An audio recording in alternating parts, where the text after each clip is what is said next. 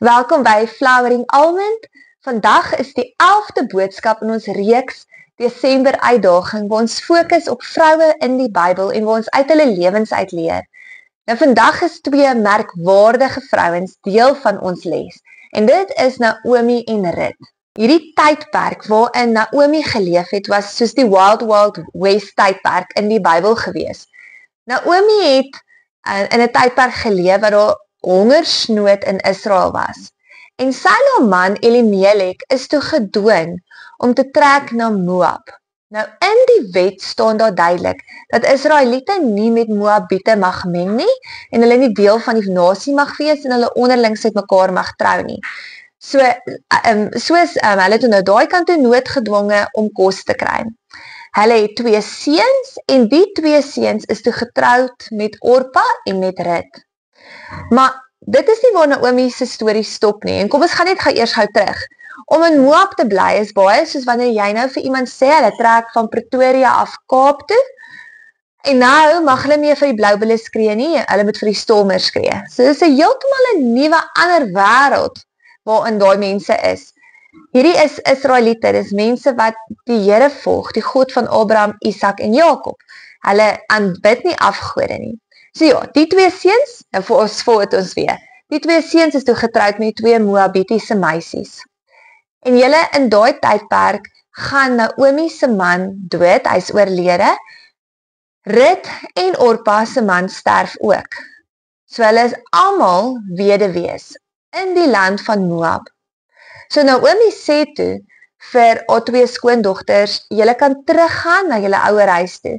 So in daai tydperk het dit so gewerk, as jou man nie meer vir jou kan sorg nie, lê die onus dan altyd op die ouers, nê, op die pa en die boeties om dan nou te sorg vir daardie dogter. En dan kan hulle, die meisies is jonk, hulle het nog nie kinders nie, dan kan hulle weer met iemand trou en 'n nuwe geleentheid kry om 'n toekoms en 'n verwagting te hê. Maar Orpa gryp dit toe aan en Rut sê nee. Sy gaan nie terug na afgodediens toe en heidense gebruike toe nie. Sy het God werklik leer ken en sy weet wie hy is. En in dit is dit daai skrifgedeelte wat met troues baie keer aangehaal word, is waar Rut sê, maar waar u gaan, sal ek gaan en u God is my God. Rut is loyaal en sy gaan saam met Naomi. Naomi sê, haar naam moenie meer Naomi wees nie, noem my sommer maar net bitter.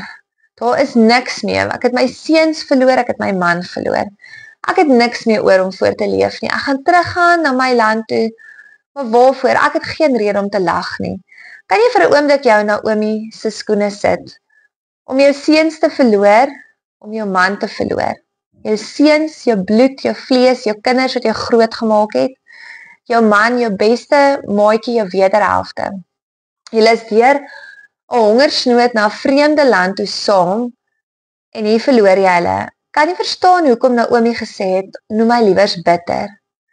Maar sien iets in Rut se hart raak, en dit is waar ek wil stil staan vandag, is Rut wys wat is liefde, wat is werklik liefde, en liefde is gelykstaande aan loyaliteit. Daar is soveel mense wat so maklik uit 'n mens se lewe uit verdwyn. As dinge moeilik raak, as dinge nie meer lekker is nie. Rut is nie een van hulle nie. Sy is lief vir Naomi, en sy is lief vir die Here, en sy gaan saam. Sy bly onderdanig en diensbaar aan haar skoonmoeder. En wat so mooi is, toe hulle nou kom in die land, terug in Israel, is daar 'n man met die naam van Boas, en hy was deel van Elimelek se familie. En Rut gaan tel in sy lande koringare op. So in daai jare het dit so gewerk dat hulle 'n sekere gedeelte die koringgerwe wat val, kan die armes optel en om dan nou kos te kry. So Rut gaan tussen die armes op haar knieë in die bloedige son. Onthou, Israel is nie Mauritius nie. Israel is maar redelik woestyn, oral waar jy kyk. Ek het altyd gedink, as mens op Psalm 23 lees, dit is groen weivelde, dit is soos regtig 'n tropiese eilandprentjie, maar dit is nie wat Israel is nie. So in daai bloedige son tel sy haar koringsgerwe op en sy Naomi maak meel daarvan, maak brood en sy sorg so vir haar skoonmoeder. Maar Naomi kry 'n plan en sy sê vir Rut dat Rut die aand aan Boas se voete moet gaan lê. En sy moet vra dat hy hom sal ontferm oral. En op die eind van die dag is dit eintlik om te vra maar dat hy met haar sal trou. En Rut praat nie terug nie, sy retireer nie, sy sê dis reg en sy gaan. Dink jy die vrees wat ook in haar hart moes wees? Maar sy het reeds alles agtergelaat wat vir haar bekend is. So sy is braaf en sy waag gekans en sy gaan. Sy lê haarself neer, haar eie ek, haar eie self en sy gaan lê in sy voete. Boas is 'n teenbeeld of 'n tipe van Jesus Christus wat hom aan ons ontferm, ons as sy bruid. Wat sê hy kom tot ons redding. Boas het tot Rut se redding gekom. So as mens nou verder gaan lees asseblief die boek van Rut, dan sal jy sien dat op die eind van die dag, nadat Boas met die raadgewers gepraat het, wat op die stadspoorte gesit het, want daar was 'n ander familielid wat meer geskik sou gewees het om met Rut te getrou het die familielid nie ingestem nie en het Boas gesê hy trou met Rut. En daar is 'n seentjie gebore en sy naam is Obed. En Obed is die oupa van koning Dawid. Nou kan julle sien en weet julle dat Jesus kom dan mos uit die geslag van Dawid uit. So hierdie Moabitiese vrou, wat volgens die wet glad nie eers iets met Israeliete te doen moes gehad het nie. Hierdie vrou word nie oor haar verlede, oor in wat sy familiegroep sy is en wat sy nasiegroep sy is, word sy nie gediskwalifiseer nie. Sy is gekwalifiseer op grond van die feit dat Boas hom oor haar ontferm het. Hoe mooi is dit net nie? Is dit nie wat Jesus net vir ons ook doen nie? So wat is die lesse wat ons hierso leer? Die eerste lesie wat ons leer is loyaliteit is die taal van liefde. Ek wil nou net my notasie kry. Rut stap nie weg wanneer dinge moeilik raak nie. En julle, ek weet nie of julle dit beleef, maar mense sit 'n cancel culture daar buite, nê. So die oomblik wanneer jy nie 'n status meer het wat mense wil hê nie, as jy nou nie iets het wat om te bied nie. My man sê dit altyd so mooi, "Skus, ek het nou nie 'n wildsplaas om te bied in ruil vir iets anders nie." Want dit is wat die samelewing wil hê. So as jy nie iets het om te bied en te gee nie, dan cancel mense op jou. Hulle loop uit jou lewe uit, hulle stap terug, hulle tree terug. Dit is nie loyaliteit nie en dis nie liefde nie. Dis seisoensmense. Rut is nie 'n seisoensmens nie.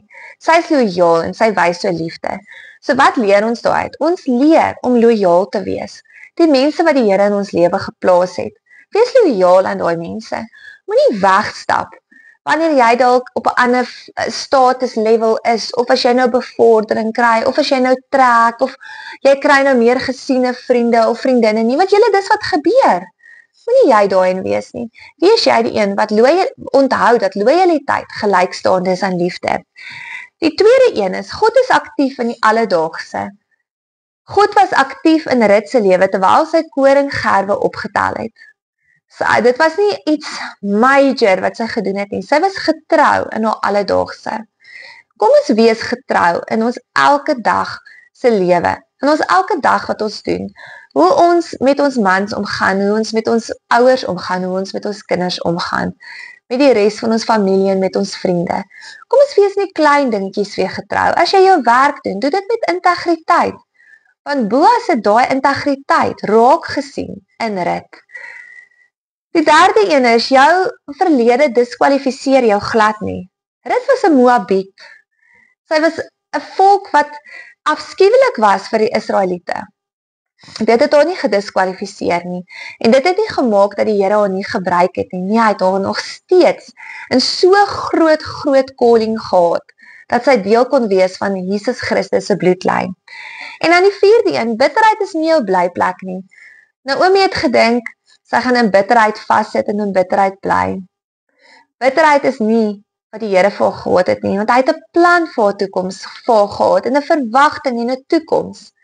En hier gee hy vir haar 'n klein seun, wat haar moederskoot weer vol maak, wat haar daar weer verleng, wat weer 'n glimlag aan haar sit. So ek wil vir jou aanmoedig, as jy verlies in jou lewe beleef het, en jy voel dat bitterheid is jou kos, dis jou blyplek, staan op die beloftes wat op die woord is. Daar's beloftes oor jou lewe. Vat dit vas en weet dat die Here gaan vir jou deurkom. Hy gaan jou nie daar los nie. Bitterheid hoef nie jou blyplek te wees nie.